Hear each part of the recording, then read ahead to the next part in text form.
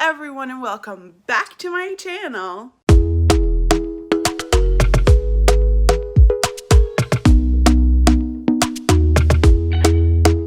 Talk to me nice. Is anybody else as excited as I am about the fact that 2020 is the bad ex that you are so desperate to try to leave in your past and never see again? Because Jesus, I am so excited that this bitch is gone. 2020 was the worst. The last few months was even worse than all of it. But we are now in a new year, and with new years comes new goals, and I am super excited to share my 2021 reading goals with you guys. 2021 reading goals. Let's start with the big mama in the room, with the elephant that's standing in front of everybody. And oh, by the way, if you would like to see how I did this, not necessarily a tutorial, but just products and things like that, I will be posting the Chantey Get Ready With Me that I did with this look next week, I believe. Last year, I decided that my reading goal was going to be 366 books, which meant that I was going to have to read a book a day. I didn't do that. I didn't make it. I read 300 books, mostly because there were, I think, 2 or 3 months in the year where I literally didn't read anything. It was awful. I hated it. I desperately wanted it to end. And this year, I'm going to try to do a little bit better with that. And I have some other changes that I'm making to my reading that I think are going to help with the fact that I want to try this again. This year, my reading goal is going to be 365 since this is not a leap year. We're going to try this again. Also, I want you to know that just because I can do this of whole, like, reading a book a day doesn't mean that that is normal or expected or, like, needed. You need to read however much you want to read. That is what your reading goal should be. If you want to push yourself, you should go ahead and do that, but don't use me as an example of what people should read. That I read a lot. I read way more than the average person, and that's something that should be used as an example for other people.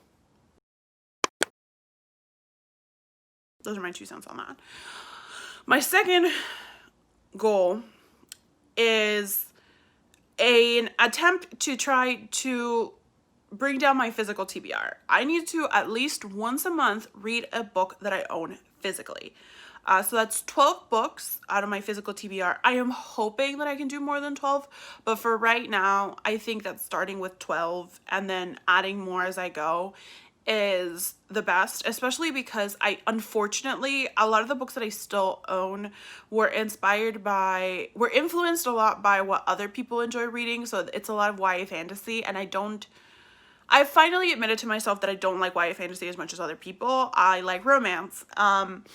And I do have quite a bit of romance that I can get through, but I want to try to knock down some of that YA fantasy so that I can either keep it or give it away to other people. So, and also like restructuring my shelves in what I bring into my home and what I decide to keep to reflect what I actually like to read and not what other people expect me to want to read.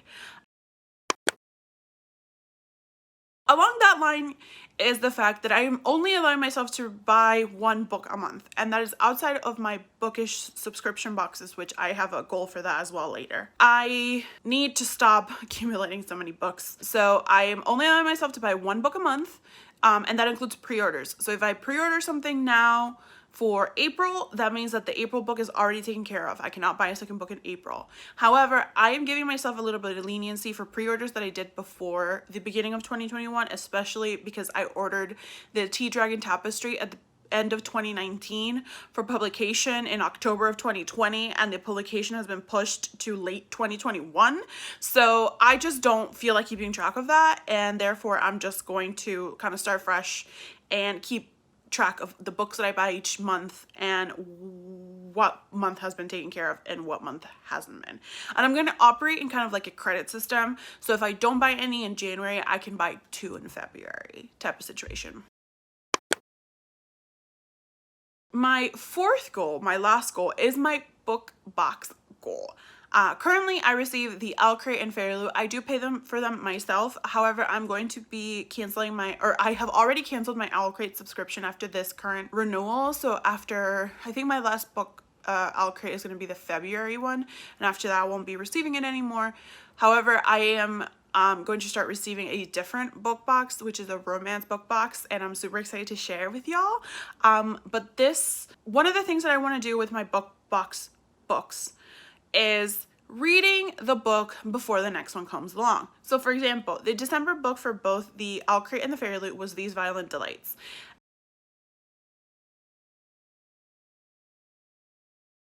I have until those boxes show up at my door to finish that book.